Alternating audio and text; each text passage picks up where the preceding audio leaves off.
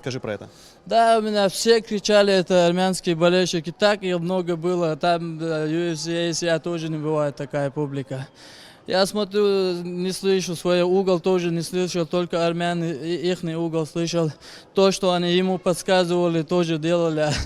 А так, короче, когда раунд закончился, посмотрел по сторонам, там братья Киргизстана, братья сидели, я им кричал: давайте, давайте.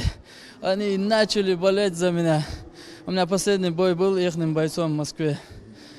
Ихний бойца выиграл, все равно братья есть братья, мусульмане. Они полностью закрыли армянских болельщиков. И четко, короче, дали мне мотивацию. И концовку. Из-за их поддержки я забрал концовку.